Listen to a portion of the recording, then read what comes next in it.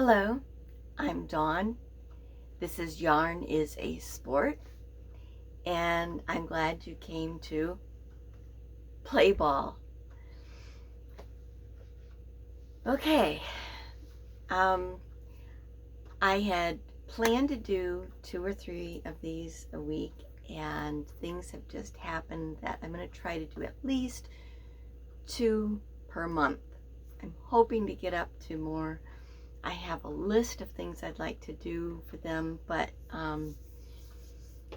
just life. We ended up taking an unexpected trip north, and it's just, anyway. I am wearing a beautiful sweater called the Bluebell sweater by Hey Carrie, and I got this from Lynn Ann of Nina's Knots Crochet. She has the pattern linked in one of her videos. I'm not sure which one, but it's Hey Carrie Bluebell crochet sweater, and I think if you just Google search Bluebell crochet sweater, that will come up. It's a very nice pattern. I'm planning to do one myself. It's a free pattern also. But you can see it has, that's just the part of me you want to see. It has like little bluebell design in it. And I don't know which yarn. I believe it was a Hobby Lobby yarn, but I'm not sure. I think it's an acrylic cotton, but I'm pretty sure it's a DK weight. I don't know the hook. I haven't done the pattern. Not real organized. Not editing. I have completed a number 2 of 12 Boggy Creek blanket, and it is Baby Bee Sweet Delight. I have the extra threads on the label, which has the care instructions. I usually don't show these. I'm not going to unwrap all of it, but there were some things that came up with it that I thought I would share with you. It's just a simple moss stitch, and it is done with a narrow stripe pattern and a wider stripe. Now, when I started this, I had 3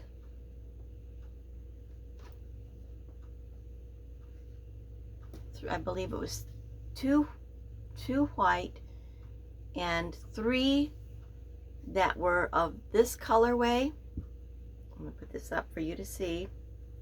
And 1 same colorway, different dye lot. I'm trying to see if this, yeah, you can see this one is much less pink, and it doesn't show a lot in this blanket made up, but if you look, you can see where the pink is much lighter. Much lighter. Now, I wanted to make sure I had enough yarn. It needs to be 35 to 40 inches by 40 to 50 inches. And I wanted to use up yarn, but when I had a different dye lot, I needed to do something so that I could utilize this yarn without it being obvious. And that's how I came up with the narrow design within the white. When you have different dye lots, if you don't get them, check your dye lots. If you don't get your yarn at about the same time, and there's a big time change between when they ordered and it came in, this is going to be very common. It's possible in some cases to helix. When you knit, that's where you'll have 2 or 3 balls going at one time, and you'll alternate the balls so they're not started in the same place. You start the mid-row. I'll demonstrate that at some point if I ever have a place to demonstrate.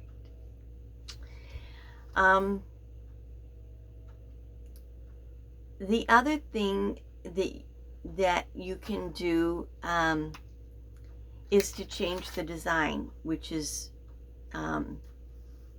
what I ended up doing was using it as a way to work it into the design, so that if it was different, it wasn't obvious enough that it mattered. You can fade sometimes, but I think with this one it would have been really difficult because of the extreme color difference. And I don't know that it's really showing up on camera as much as it is in real life. In real life, one of them is more blues, pale greens, and pale yellow. You get the pink in it is just a whisper of the color. It's more almost of a peach. And the other one has more lavender in it, I think, than and the brighter pinks. But they were the same name, same colorway name. So I don't know if that helps anybody as far as if they've come up with the issue. If you have questions, you can always DM or Instagram me. The other issue I had is I did this, I started it at one time, then I did some other things, and then I did the rest of it. I started it before we went north, and then when I went north, it was because of a family emergency.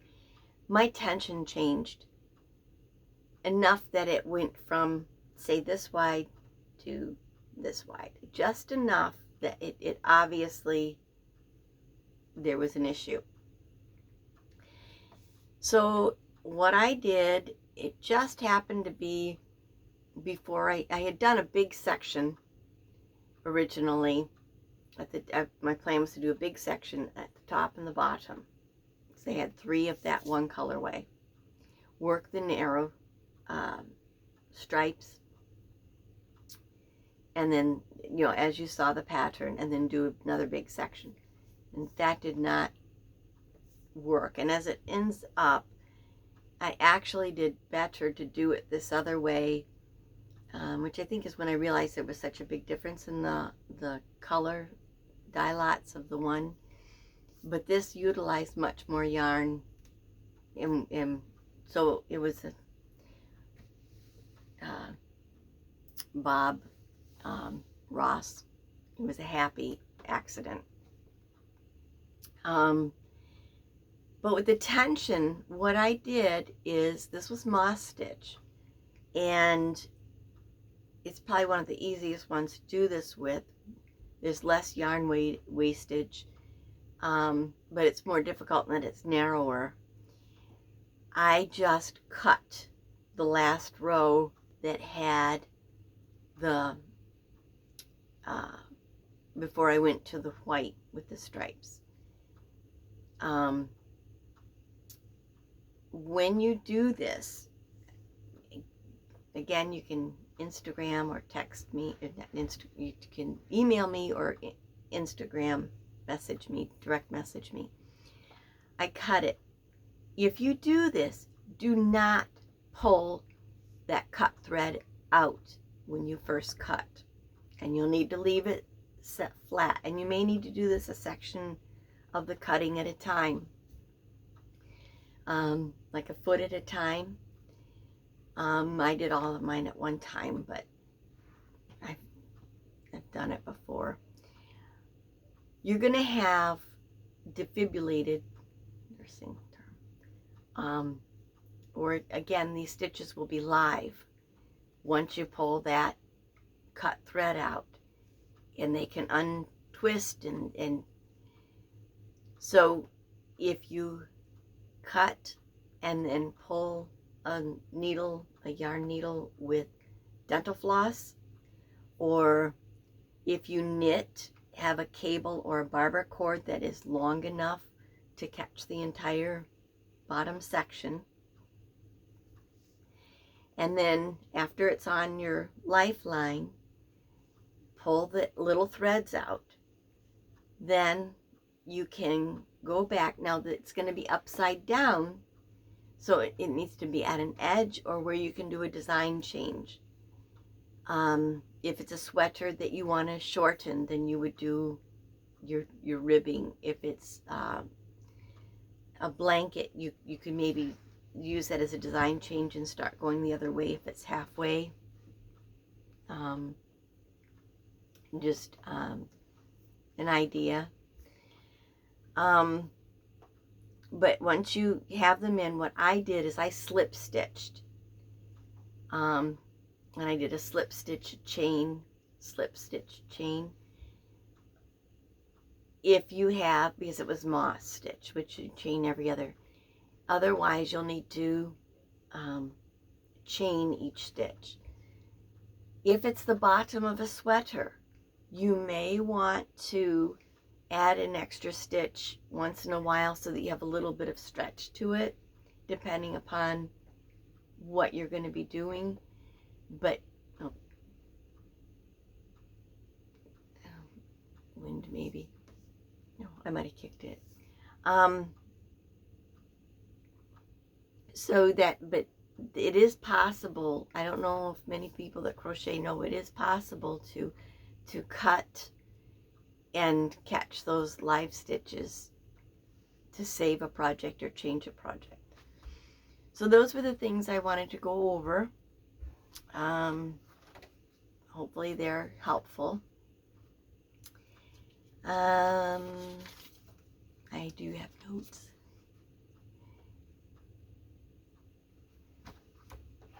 My current whip right now is I am crocheting a self-draft sweater. It is a filet design. It's called Wedding Ring. Fiber Spider has a tutorial on that stitch. Then I am going to do a knit along. It is not one that I think most of the people that I in the group, like with Nancy's, she's got yarn too, or Linan of Nina's Knots Crochet. I don't think anyone in either of those groups, which I know those groups are merged with those two, but I don't think anyone in that group is with this, I'm going to call her a sponsor, the sponsor of this. This is with Tabbethia of Long Island Yarn and Farm, and it's LIYF, LIYF.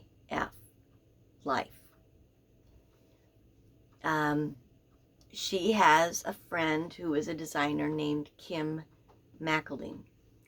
Now Kim is on Ravelry. She's got some fabulous designs, but I am just so excited about this design. It is knit, it has faux cables, and it has a very wide, what I would call a true Irish style cable that's along the bottom. It uses 711 yards of DK. Tabbethia's DK is a little heavier DK, almost a worsted. And I don't often do things in worsted. I usually do lace, sock, fingering, sport. Of course, and DK. I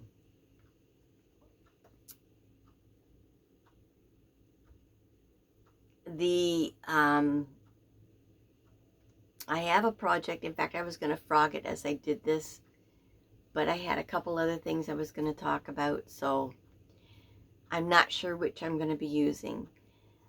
Kim McAldine has her own podcast called Knitting Rainbows, I believe. I will correct it down below. She was doing a gray sweater when her mom was in the hospital, or I don't know if it was hospice. And her mom said, that's just such a depressing color if you're going to knit a rainbow. And she's hence named her knitting. This KAL is called LIYF and Rainbows. It's the 2nd annual. And I am really looking forward to it. Tabbethia has got some gorgeous yarns. If you buy 4 yarns and the knit along, she gives you a 10% discount on the yarn. She does not require that you use her yarns. She designed a yarn for Kim. She hasn't done it in about 5 years, and I believe it's called LIYF Yarns. She has a name for that. But the one that she did this time is called prosciutto, like the wine. It is an off-white with, the way it shows up online to me is like a burnished gold. It's gorgeous yarn. It has silk in it. It's 70% Rambouillet. Rambouillet is as soft, almost the same microns as merino, but it is a hollow hair, so it's a little loftier. The silk she has in it, I'm not sure which kind of silk. I don't think it's noir silk, which is the little nubby. I think it's a smoother silk because it's got more of a sheen to it. And then she also has fire floss, I think it's called, which gives it a little bit more of a sheen.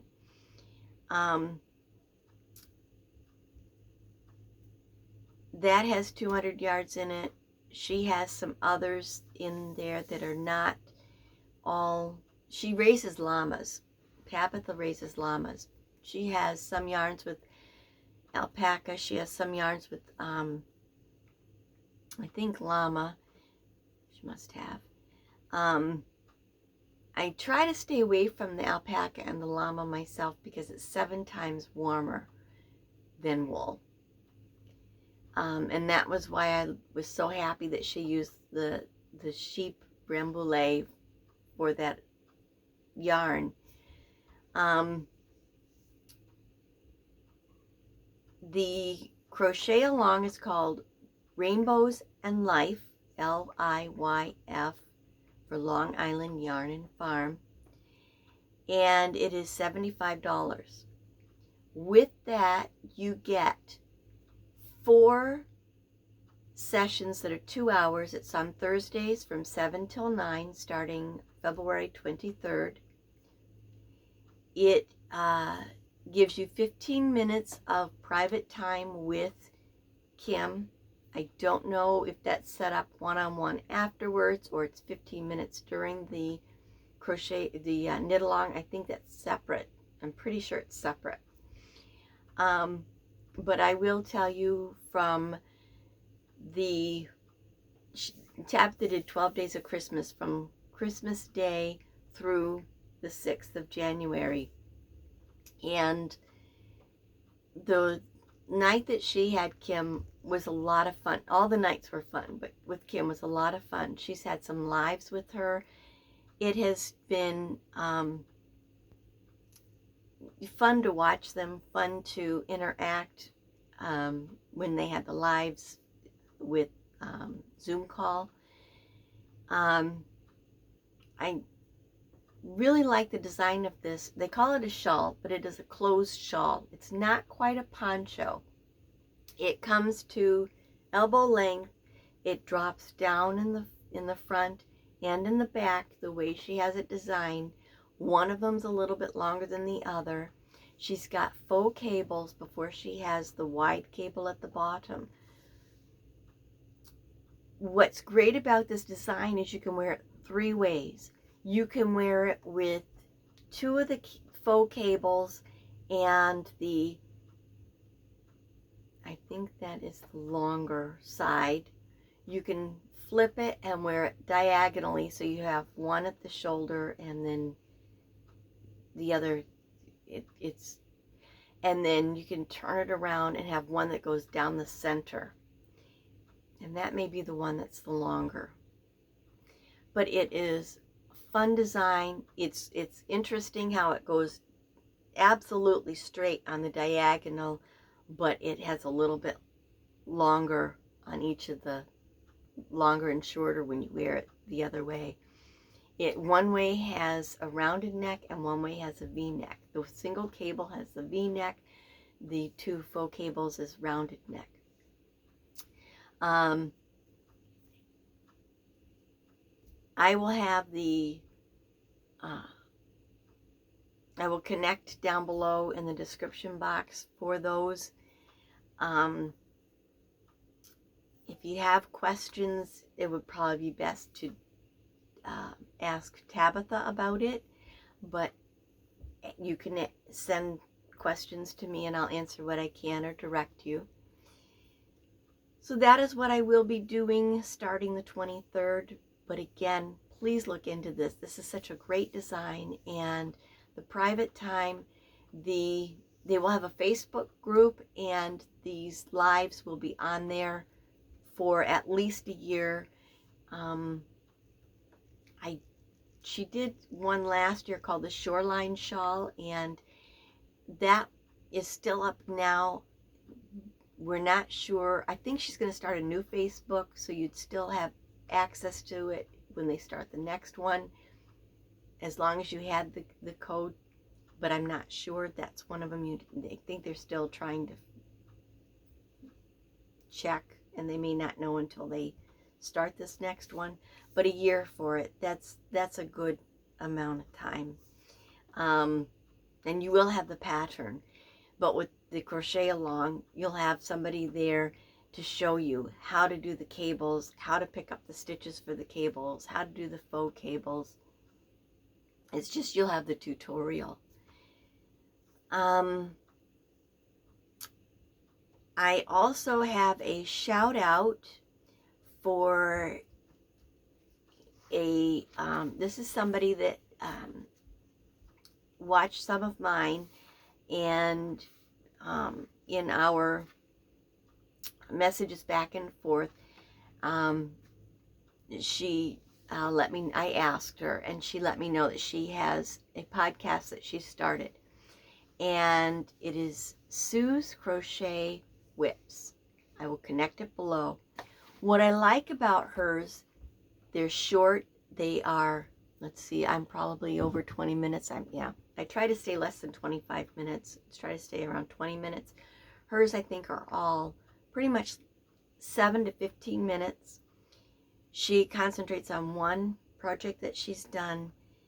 She's easy to listen to, and does well with her descriptions of what she's worked on.